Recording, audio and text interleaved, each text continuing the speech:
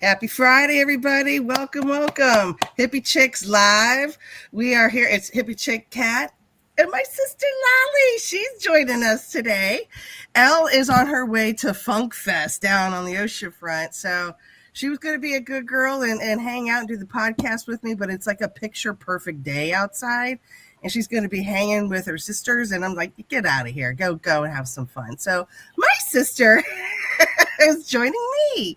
And we're We going don't to have we don't have a picture perfect day here, but I guess the hurricane went through blew and everything away yesterday. Yeah, it was miserable yesterday. It was a little breezy. It's scary driving over some of the bridges, I'm sure. but it's just like it's like clear and bright, and the breeze. There's a little chill to it, so it feels good after all the heat we've been having. So yeah, it's super. I turned off the AC and It's a funk concert. oh yeah, it's old I'm school totally funk. jealous. Oh yeah. They do this every year. It's their thing that they do. And I know they're gonna have a blast. It's gonna be so much fun, and they have some new people joining them this year, so they're gonna have fun. See there, I keep looking over there because she's getting ready to leave. Who's playing? Have fun, you guys. Be safe. Love you guys. Who's And playing? away she goes. Who's some of the people playing? Probably I haven't looked at the lineup, but probably oh god, I'm brain farting now. Every kind of old school funk from the 70s that you can think of is going to be there. That's going to be fantastic. Yeah. So yeah, they do this every year, and what they do, since they don't allow alcohol out on the beach like that, people spike fruit and bring it in. That's So good. they just eat their fruit cocktail and having a good old time. So Good idea. it's all good. That's funny. It's all good. So anyway, how's your week been going? Oh, busy. I was just working on, I'm in Pastel Live, and apparently the last hour of footage that I sent the people that are doing the editing, my microphone wasn't working. Oh, but it all worked out. It was fine because, it was too long and it needed to be sped up, and you didn't want to speed up my voice. So I just popped it into my iMovie and I narrated it and sped it good. up. That's better. Yeah. Yeah, it worked out better. Yeah.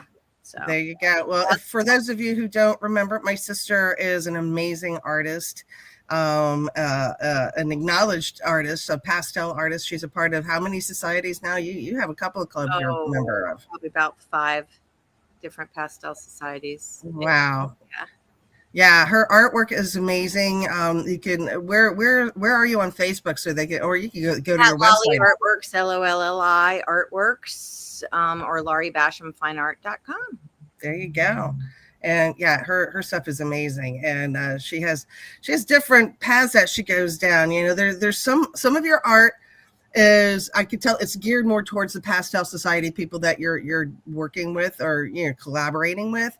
And then there's sometimes every once in a while you do something just a little different.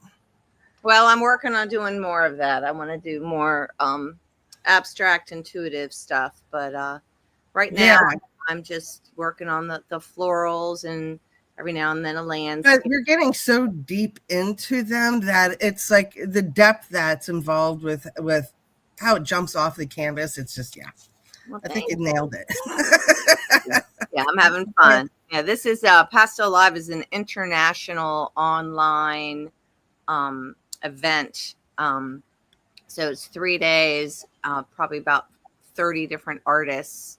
Nice. And each one of us does a demo. And then the live part is, they show the recording of us painting. And then the live part is that we're on there to answer questions in the chat. Kind of like, we are here, but I don't have to stop in the middle of my painting to answer the question. So it works out really nicely. Nice. Very, very cool. So a really interesting thing on New Reality TV, there's an artist. She does the ink.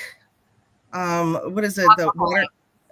Thank you. Alcohol ink. And she creates music, first of all. So she'll create a music for whatever situation. She'll meditate on it and then create some music that goes with whatever she's intuiting, and then she'll do the ink art, alcohol ink art to that, and then shows it up on it's so mesmerizing.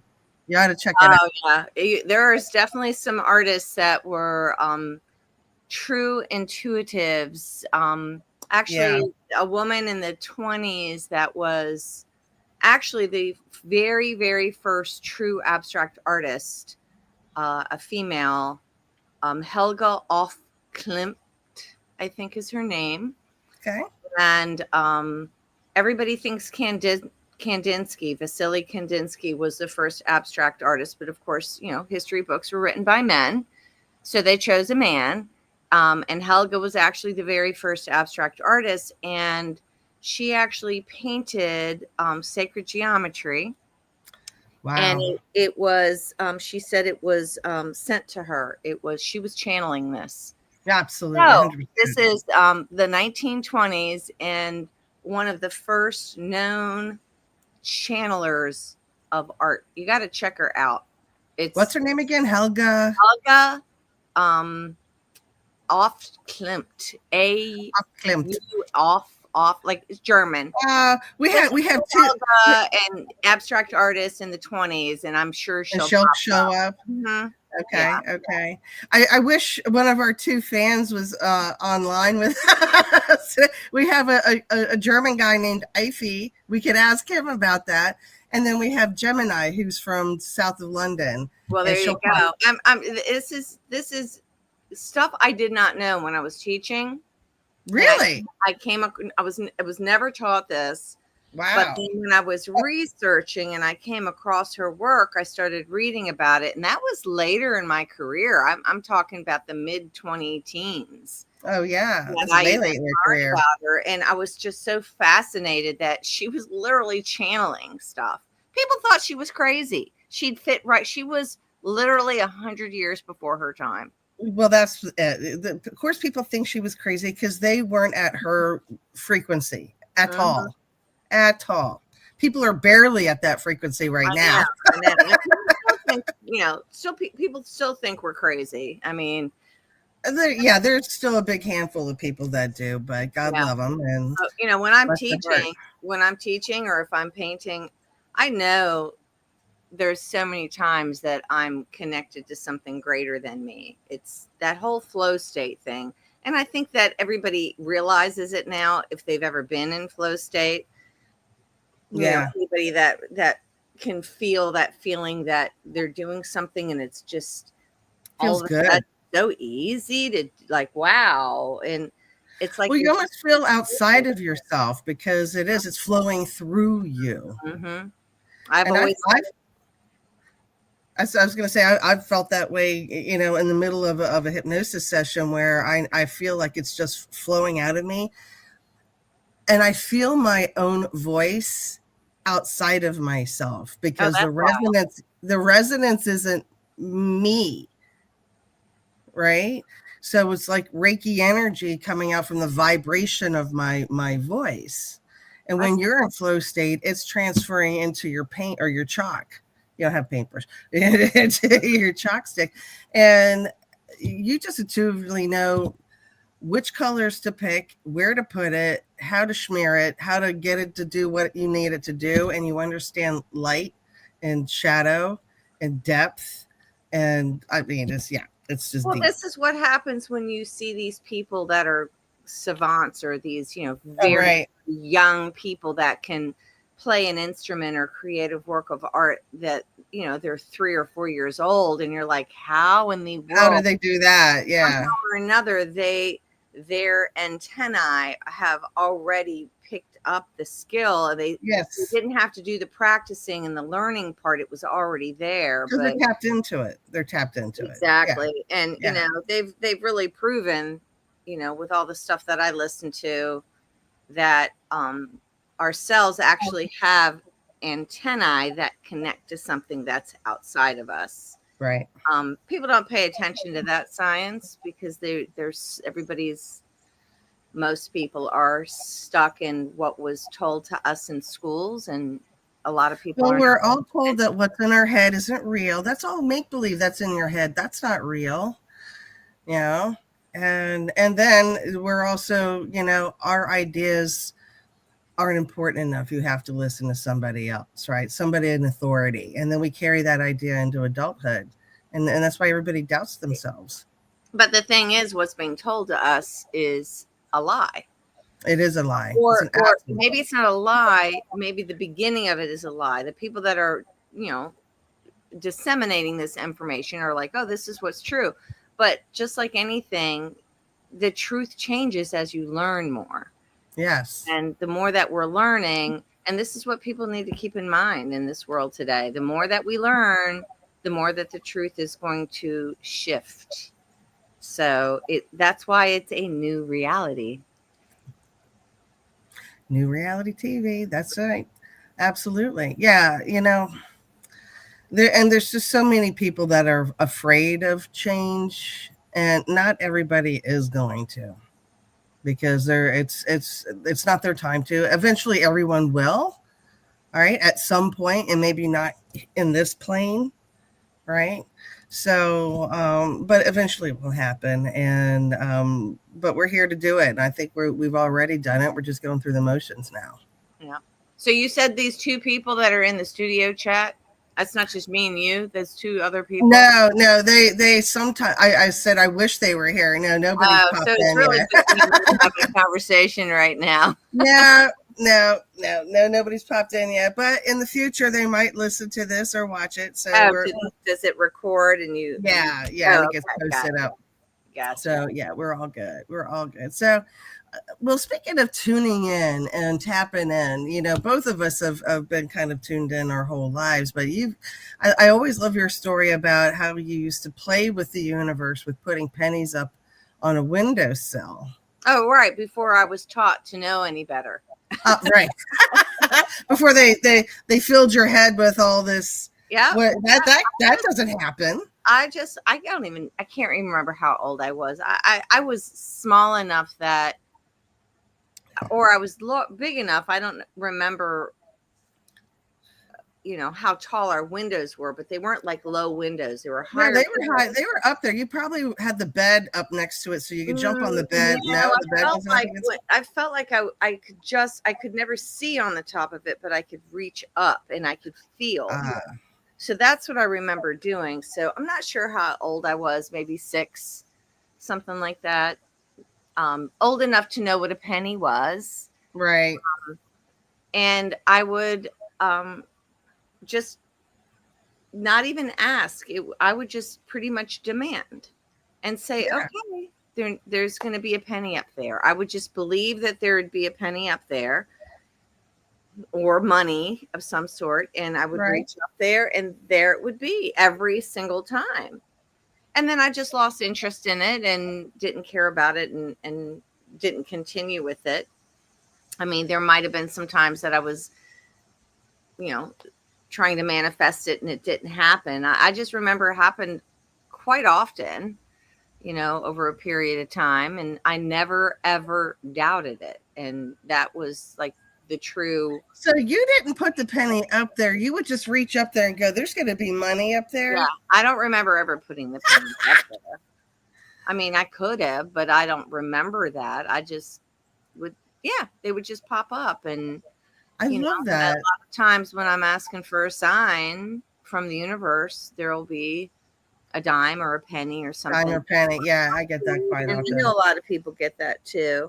Yeah. And I get dimes, butterflies, and dragonflies. I used to get feathers, but I'm not getting too many feathers lately. I just had a feather yesterday. So I still do get feathers. You know, and of course the thing is that money's already there, the feather's already there. It's our mind tuning into what we set our intention to. So where your energy goes, your focus. Where your focus goes, your energy goes. Flows, but also it works the other way around. So it's like once you put that energy out there, your focus goes to the energy that you're putting out there. So it works both ways. So I think that's very interesting. And those little things that happen, that let you know there's something greater than you, and they're Yeah. always exciting. And um, Well, yeah, when you have that, I don't know, just that euphoric moment where you just feel spirit in your heart and you know you're loved and you're a multidimensional, limitless being, and all it really is well, even though this is a tragic place. And you had a dream about that, right? yeah, I was Tragedy or tragedy. the Well, earth is it's a PhD tragic. level in emotions and Yeah. physical Well, yeah, experience. because we're supposed to learn that. So my dream was back. My kids were young, and I had been kind of just torn as to whether to bring them to church or whatever. We had a very strong, kind of a Baptist neighborhood, and I'd gone to a couple of the churches, and it was so just I felt like such a hypocrite. And I even had a neighbor telling me that, our brother was in hell because, he didn't accept Jesus Christ as his Lord and Savior. And I was like, okay, I don't. Oh, yeah. I can't wait for that mentality to go away. Oh I my know, God. but it won't. It probably won't. I know. Pretty strong right now because people are scared, and Yeah, that's I know. things that But they base their everything on fear. So they're feeling the fear, so they're thinking they're countering the fear, but yet they're the ones that are bringing the fear. Creating the fear. Yeah. But in my dream, which felt so real, and to this day, this beautiful woman, very translucent, blue, purplish blue, very flowy, Ah, came and took my hand. From what I remember, she was blondish, long blonde hair, but sort of not just very see through. And she took my hand, and in a flash, we just went so far above the earth.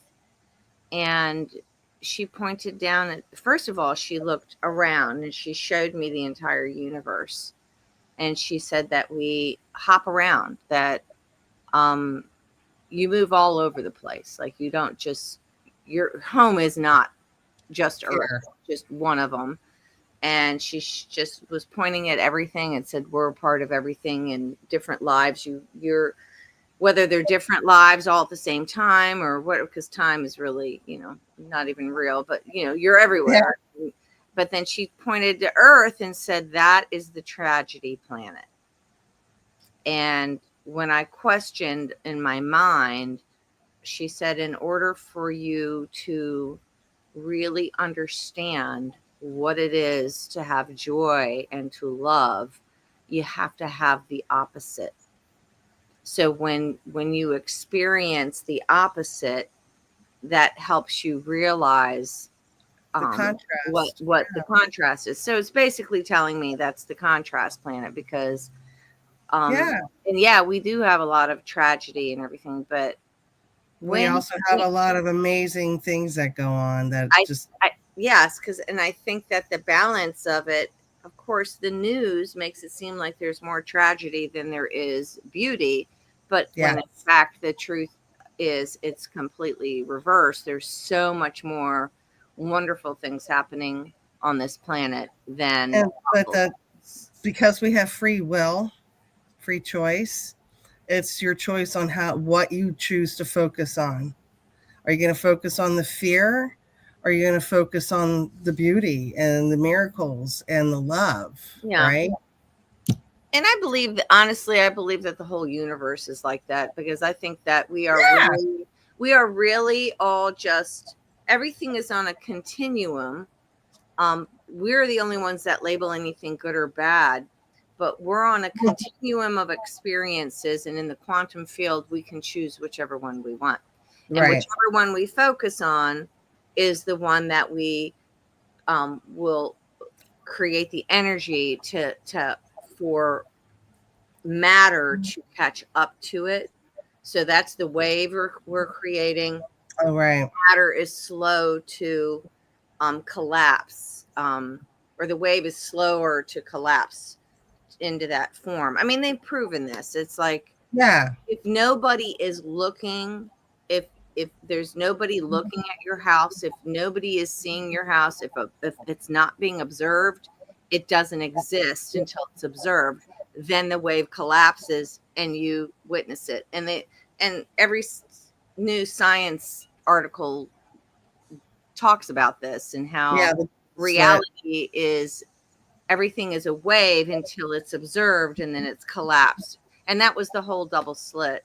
Right. And that, I'm so glad that they were able to determine that, because now we can bring science into what was considered woo-woo. Right. Because it's not woo-woo. More and more scientists are jumping on board with it, and yeah. What is it called? The spooky, what is it called that Einstein figured out? Spooky, it's about entanglement. Yeah. Oh yeah, quantum entanglement. Yes. Spooky coincidence. I forget what it was called. Something spooky. I haven't heard that before. Yeah, look it up. Just look up Einstein and spooky something. Spooky something. It's yeah. Okay. Yeah, most people. Yeah, it's, if you are ever into that kind of stuff, you can't really study quantum physics without running into that. And when I discovered that back in, I think it was right after you had introduced me to Abraham Hicks. Yeah. And I started listening to it, and it really just resonated with me. And I put it down for a while, because that was right after Lily was born. And Lily is 19, almost 20. She's almost 20. She's 19. She just turned 19. Oh, she's going to turn 19. So this was 19 years ago. Yeah. And I listened to him for a while, and then I put him away for a bit. So I think it was in the early 20 teens that I started rediscovering it. And I think one of the things she had said was the quantum field. And I go, what the heck is quantum anything? I don't even know what quantum means. Right. And when I started researching it, I discovered the double slit experiment and the field and all that. And that's basically what everything that I listen to now is based on. I mean, the whole reality transurfing, if you've ever looked into that, it's all everything. Okay, so I couldn't wait. I had to Google this. So Einstein's phrase "spooky action at a distance." Yeah, that's entanglement. Yeah, describes quantum entanglement, a phenomenon where two particles become linked and share a correlated state, even when separated by vast distances. That's pretty awesome. I think I've heard of that. Absolutely. I've never heard it be called spooky action at a distance, but I know in quantum entanglement. Yeah. Well, that was what he first called it before. He probably didn't even know the word quantum at that point. It was so new. But, he was the kind of, the way he figured things out, the whole story about how he figured things out. Oh, yeah. He would literally be putting himself into theta and delta and pulling it from the ethers. Yes. Yeah, he would hold the ball in his hand. He'd lay there. And once the ball dropped. And it would wake him up. So he was in that in-between state. And he'd go, oh, eureka. So, yeah. It's wild. This is all kind of a wild. This morning I've been doing these meditations that I've discovered, and I know they're AI, and I know that's not good, because I did look up today how much energy. Oh, right. To AI, and it's bad. Oh shit. It's bad. It's like bad. Yeah, because they use, so like, it's better to do a Google search and not go into the deeper dive, because it uses less energy, and they're trying to fix this so that they don't have to use so much energy. But yeah, they're using fossil fuels and water and all that kind of stuff. But anyway, I'm sure somebody will come up with some other, like being able to use plastic as a resourse. Or just the sun for this, or wind, I don't know. Yeah, exactly. I'd say let's figure it out and Google it or chat GPT it, but then, that's, But anyway, I don't know if you have noticed the onslaught of meditations on YouTube lately. And, you know, Oh my God. Charlie and I love Joe Dispenza's books. We like his content. I love how he thinks. I can't stand his Sorry, I meditations. can't handle his voice in a meditation. He I does don't like something it. really weird to it, and it's so awful that I'm like, and you have to pay for them, right? Well, It's embarrassing when I, as a hypnotherapist, bad, and I listen to his style and what the hell he's doing with his voice. bad. I'm embarrassed for him. But like, and I was just talking about this today. Actually, I was like, but when he talks, like from Yes. his knowledge as a physician, as an educated man, as somebody who's had some traumatic experiences and got on the other side of that, I could listen. He's chef's kiss. I could listen to him all day. So what these different people do, Change Point is one of my favorites, but there's all kinds of these different companies that are doing this. They are able to use AI to recreate his speaking voice in a rather monotone way, but that's okay. Charlie doesn't like it. I do. And they write their own content. So they write their own meditation based on Joe Dispenza's His material. And of course the video on, and there's probably like 6 or 7 different companies that do this. And I guess there are some uncopyrighted images of Joe Dispenza doing these different things. And he is on the cover, and it'll even use his name, Joe Dispenza Meditation. But then they give you a disclaimer. But some of them are horrible because they chop off his words, but some of them are so good.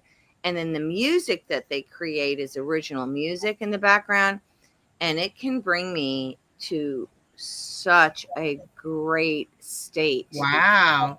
Quantum field, and it gets you open your heart. And this morning I was telling Charlie I had one of the best ones ever. And I was, reeling from, something that happened earlier this week that was, stressing me out a little bit. And so it's stressing me out too, by the way, honey. Yeah, I'm sorry. I didn't mean to stress you out. No, that's okay, because I'm involved in it too. Yeah. So earlier, just yesterday, Charlie, my husband, who's got CIDP, which is similar to MS, he's been trying for the past year to get this new medication that was just approved a year ago, July, to start this new medication. His insurance wouldn't cover it, and it was appealed 3 times. Well, he just got word yesterday that it was finally approved, but not by the insurance. The pharmaceutical company is going to pay for it. So this morning when I woke up really early at like 5:30, and I couldn't get back to sleep, I started researching it on Reddit, and AI, I guess, gave me a little blurb of it. And there were some people that were saying after the 2nd dose, they went from using a walker to walking with a cane. And I'm like, wow, that is really exciting. So I got myself with that meditation into that quantum field. And you were manifesting the hell out of that. So we have 1 minute, darling. Oh, okay.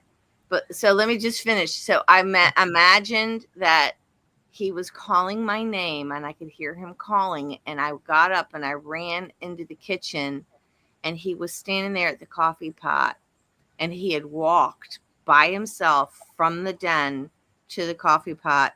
And I just started bawling. Awesome. So let's manifest that out there. Charlie Wally, let's make it happen. Thank you so much for joining me today, my sweet, sweet sister. I love you to pieces. Go to LaurieBashamFineArt.com, right? Mm-hmm. And I'm at hypnohelpsyou.com. Join us all every Friday, 4:00 here on New Reality TV. You guys have a great weekend. We'll see you next week. Peace and love. Thanks for having me. Love you, babe. Love you too, honey. Bye. Bye-bye.